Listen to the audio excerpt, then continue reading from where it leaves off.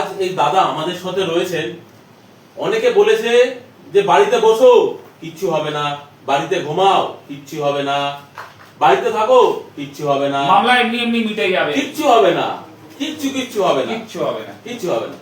তারপর আজ আমার কাছে নতুন মক্কেল হিসাবে এসেছেন, তাই তো? আজকে নতুন মক্কেল হিসাবে এসেছেন।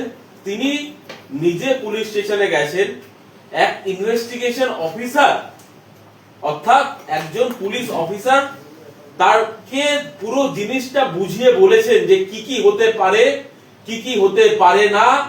আমরা যেগুলি বলে থাকি পুরো হুবহু লাইন বাই লাইন তাই বলেছে।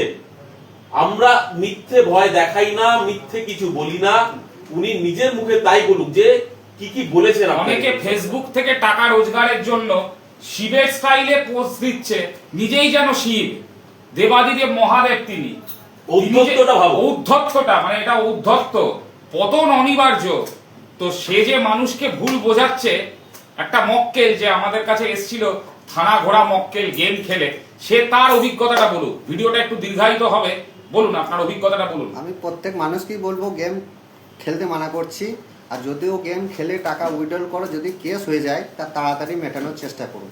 যেহেতু আমি একটা নিজে ভুক্তভোগী, আমি নিজে থানায় গিয়েছিলাম।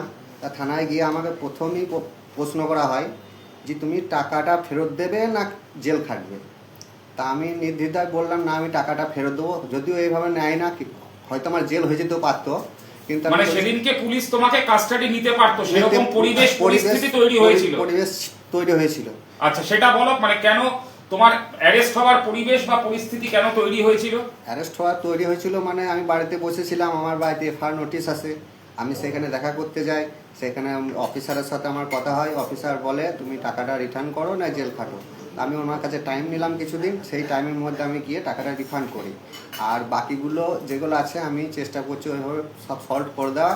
তা আমি সবাইকে বলছি গেম কেউ খেলো না। গেম মানে আপনি ডাইরেক্টলি কারোর থেকে টাকা নেননি, তাই তো? আমি ডাইরেক্টলি কোনো চিটিং করেননি, ডাইরেক্ট কোনো চিটিং করেননি, ডাইরেক্টলি ইনডাইরেক্টলি অ্যাকাউন্টে টাকা ঢুকেছে। আমার তাও অফিসার এই কথাই বলেছে যে টাকা ফেরত দিতেই হবে, আপনাকে টাকা তোমার ফেরত দিতেই হবে, নাহলে জেল খাটো। মানে অ্যারেস্ট করে নেওয়ার পরিস্থিতি তৈরি করে দিয়েছিল। হ্যাঁ।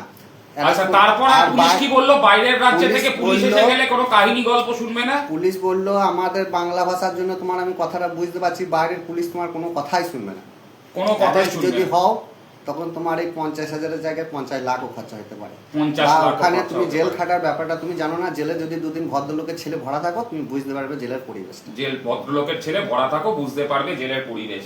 আর বাইরের রাজ্যের পুলিশ সম্বন্ধে আর কি কি বললো উনি, ওই অফিসার? বাইরের স্টেটের পুলিশের বললো তো যে ওরা হঠাৎ অ্যারেস্ট আসতে পারে। আচ্ছা, তোমাকে তখন যদি সামনে দাঁড়িয়ে থাকো তোমার পয়সা দাও ফেরত। নোটিশ ছাড়াও অ্যারেস্ট করতে পারে। নোটিশ ছাড়াও অ্যারেস্ট করতে পারে, এটা বলেছে, তাই তো? নোটিশ ছাড়াও অ্যারেস্ট করতে পারে, যে বাইরে নোটিশ দেবে তোমাকে আগে থেকে জানাবে না, ভেরি গুড। তোমাকে রাতের মধ্যে অ্যারেস্ট করতে পারে। অ্যারেস্ট করার পরে ওরা কোনো কথাই শুনবে না, একদিন তোমার ইয়েতে রাখবে, কোর্ট থেকে ইয়ে করে নিয়ে চলে যাবে। মানে বাইরের রাজ্যের পুলিশ কোনো কাহিনী গল্প শুনবে না, এটা বাংলা বলে বেঁচে গেছে। বাংলা বলে বেঁচে, তাও সব জায়গায় শুনবে না বাংলা, তাও সব জায়গা বাংলাতেও শুনবে না। মানে এটা হচ্ছে বর্তমান পরিস্থিতি। মানে যারা এখনো ঘরে মামলা পুষছে, গরু পোষা ছাগল পোষার মতো ভাবছে, আমাকে বলছে যে বসে থাকো কিচ্ছু হবে না, তুমি তো কিচ্ছু করোনি, কেন জেলেছো, ডাইরেক্ট ইনভলভমেন্ট তো নও, তাহলে তোমার বিরুদ্ধে কেন হবে? তাদের জন্য কি বলবেন? তাদের জন্য আমি একটাই বলবো, যতদিন তুমি বাড়িতে বসে থাকার মানে যত তাড়াতাড়ি কেস মিটিয়ে নিতে পারো ততই তোমার। আমার মনে হচ্ছে এই ভদ্রলোকের কোনো বড় পুলিশ অফিসারের সাথে বা বড় কোনো উকিল বাবুর সাথে চেনা জানা রয়েছে, যেখান থেকে উনি কমিশনটা পাবে। যে মামলা যদি খেয়ে যায় তখন তো আমার সাথে যোগাযোগ করবে, একদম তখন তো আমার কাছে আসবে, তখন আমার কাছে আসবে, আমি শিবের ভঙ্গিতে থাকবো। 50 লাখ যদি নেয় উকিল বাবু, তাহলে 10 লাখ যদি আমি পেয়ে যাই একটা মক্কেলে, একদমই। তাহলে নিজেই উনি এখন শিব, 2000-5000 টাকা দেবাদিদেব মহাদেব, নিজেকে সেটা মনে করছে। 2000-5000 মামলা মিটিয়ে তো লাভ নেই। 10 লক্ষ টাকা যদি পকেটে বসে যায় তাহলে কত টাকা হতে পারে? মানে নোটিশ চলে আসার পর পরিস্থিতি কতটা ভয়ঙ্কর হয়ে যায়? ভয়ানক হতে পারে, পরিস্থিতি ভয়ানক হতে পারে নোটিশ আসার পরে।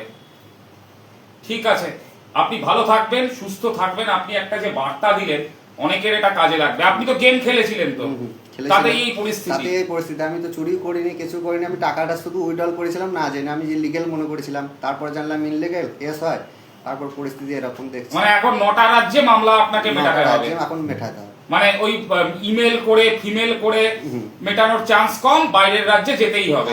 আর কেস মানে কেস, উনি যা বললেন 1200 হোক আর 12,000 হোক, জেল তোমার হবে, যে সে যদি আসে। এফআইআর যদি হয়ে যায় তোমার জেল হবে। ধন্যবাদ, ভালো থাকবেন। আর কিছু বলার আছে ভাই? না, একটাই বলবো, বাড়িতে বসে থাকো, ঠিক আছে? উকিল বাবু যখন 2000 টাকার মামলাটা মিটে যাবে, সেটা মিটিও না, যখন 50 লাখ টাকা মেটাবে তখন আসবে। মানে পুলিশ বলছে যে তখন আর এই 50,000 হবে না, 50 লাখ লাগবে। কি বক্তব্য ছিল পুলিশের ওটা? 50 লাখ লাগবে মানে বাড়িতে যদি তুমি পুষে রাখো, যে কোনো জিনিস রোগ পুষে রাখলে যদি একটু ক্যান্সার থেকে বড় ক্যান্সার হয়, সে তো প্রচুর খরচা হবে। প্রচুর খরচা হবে। সেরকম ব্যাপার এটারও। কেস যদি আমি পুষে রাখি, সেরকম কেসের তখন ওই 10,000 টাকার কেসটা আমাকে 10 লাখ টাকা খরচা করে মেটাইতে হবে। মানে এটা পুলিশের বক্তব্য। পুলিশের বক্তব্য। ঠিক আছে, ভালো থাকবেন আপনি, সুস্থ থাকবেন। ঠিক আছে, যারা গেম খেলছে তাদেরকে একটা ভালো বার্তা দিলেন। ঠিক আছে, ধন্যবাদ, ভালো থাকবেন।